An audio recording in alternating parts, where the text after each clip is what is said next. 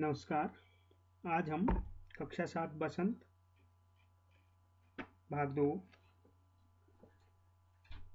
पाठ 8 शाम एक किसान नामक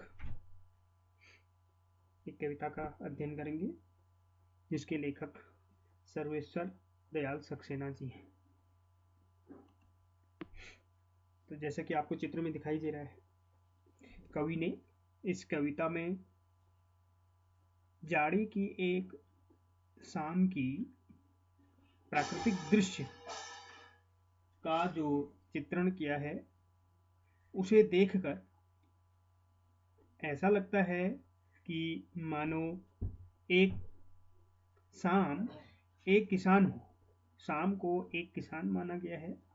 इस कविता में पहाड़ किसी किसान की तरफ बैठा हुआ दर्शाया गया है, जिसके सिर पर साफे के रूप में आकाश बंधा हुआ है। साफा का मतलब होता है पगड़ी। उसके घुटनों पर चादर की तरह नदी पड़ी है और उसके सामने सूरज चिलम की भांति रखा हुआ सा लगता है। यहाँ एक शब्द आया है चिलम। चिलम का मतलब होता है जिसमें तंबाकू रखकर आग भरी रहती है। समीप में ही स्थित पलाश का जंगल जलती हुई अंगीठी की भांति लगता है। पलाश एक लाल रंग का फूल होता है, उसे हम कहते हैं पलाश। अंधकार दूर पूर्व में ऐसे दिखाई दे रहा है कि जैसे मानो भेड़ों का समूह हो। अचानक मोर के बोलने की आवाज से ऐसा लगता है कि मानो किसी किसान को आवाज दी हो, और उसी के साथ ऐसा भी लगता है जैसे चिलम औंधी गिर पड़ी हो और सूरज डूब गया और धुआं उठने लगा है, अर्थात अंधकार छा गया। आइए हम इस कविता को देखते हैं।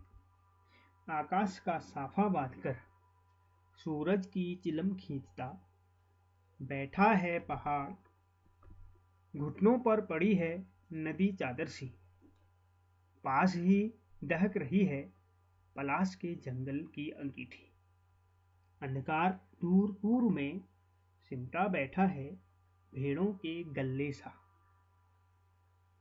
तो कुछ कठिन शब्द इसमें हैं, जैसे साफा का मतलब होता है पगड़ी। चिलम जिसमें हम तंबाकू भरते हैं और आग भरी जाती है। दहकना, सुलगना। पलाश इसमें एक शब्द आया है। पलाश का मतलब होता है एक लाल रंग का फूल है। अंगीठी जिसमें आग जलाई जाती है। और पूर्व का मतलब ईस्ट, पूरब दिशा से मतलब है। सिमटा का मतलब होता है इकट्ठा होना, और गल्ले का मतलब है यहाँ पर समूह या झुंड से मतलब है। तो जो ये पंक्तियां हैं, ये पंक्तियों में कवि सर्वेश्वर दयाल सक्सेना ने जाड़े की शाम की प्राकृतिक दृश्य का एक चित्रण किया है। इसमें कवि कहते हैं पहाड़ किसी किसान के रूप में घुटने मोड़े हुए निश्चिंता से बैठा है और सामने रखे सूरज को चिलम की तरह पी रहा है। किसान रूपी पहाड़ के सिर पर एक साफा है। साफे को यहाँ आकाश कहा है। एक साफा जो है आकाश की जगह में बंधा हुआ है। उसके घुटनों पर बह रही नदी को देखकर ऐसा लगता है कि मानो सफेद चादर घुटनों पर पड़ी है। पास ही स्थित जंगल में पलाश के लाल लाल फूल दहक रही अंगीठी के समान प्रतीत हो रहे हैं, और पूरब दिशा में अंधेरा धीरे धीरे बढ़ते हुए भेड़ों के समूह जैसा दिखाई दे रहा है। तो इस चित्र में भी आप देखते हैं जो साफा है उसको आकाश माना गया है, और जो नदी है उसको एक सफेद चादर सी जैसे प्रतीत होती है। इसके बाद हम अगले पद में अचानक बोला मोर, अचानक बोला मोर, जैसे किसी ने आवाज दी। सुनते हो, चिलम औंधी, धुआं उठा, सूरज डूबा, अंधेरा छा गया। कुछ शब्दार्थ यहाँ पर हैं। अचानक का मतलब एकाएक, औंधी एक शब्द आया है जिसका मतलब होता है उलट पड़ी, उल्टी हो जाना। डूबा, डूबा का मतलब अस्त होने से मतलब है। तो इन पंक्तियों में कवि ने सूर्यास्त के प्राकृतिक दृश्य का एक काल्पनिक वर्णन किया है।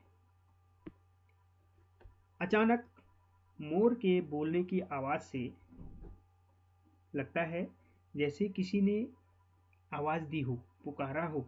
सुनते हो, संभवतः यह आवाज से शाम जो एक किसान के रूप में चित्रित है हड़बड़ा जाता है, जिससे उसकी जो चिलम है वह उलट जाती है। औंधी का मतलब जो होना उलट जाना, और धुआं उठने लगता है। धुआं उठने का मतलब अर्थात जो चिलम के रूप में जो सूर्य है वह अस्त हो जाता है और धुएं के रूप में अंधकार चारों ओर, चारों दिशाओं में व्याप्त हो जाता है।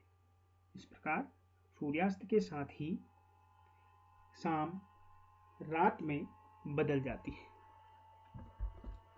तो हमने इस कविता में देखा कि कवि सर्वेश्वर दयाल सक्सेना ने कैसे एक शाम के, जाड़े की जो शाम है उसके प्राकृतिक दृश्य का वर्णन किया है। इस प्राकृतिक दृश्य में पहाड़ बैठे हुए एक किसान की तरह दिखाई दे रहा है। आकाश उसके सिर पर बंधे साफे के समान, पगड़ी के समान दिखाई दे रहा है। पहाड़ के नीचे जो नदी बहती है, पहाड़ के नीचे नदी जो बहती हुई घुटनों पर ऐसा लगता है मानो कि एक सफेद चादर रखी है।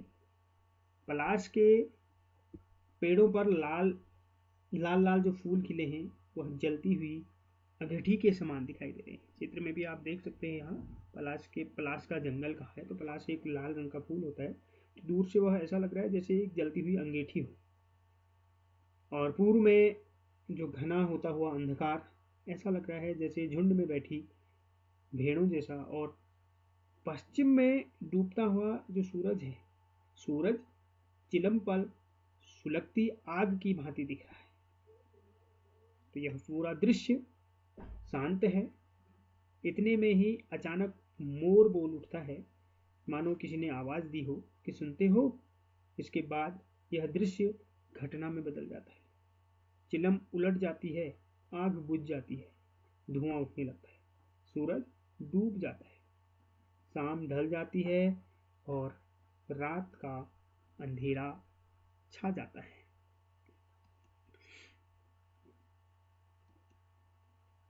धन्यवाद।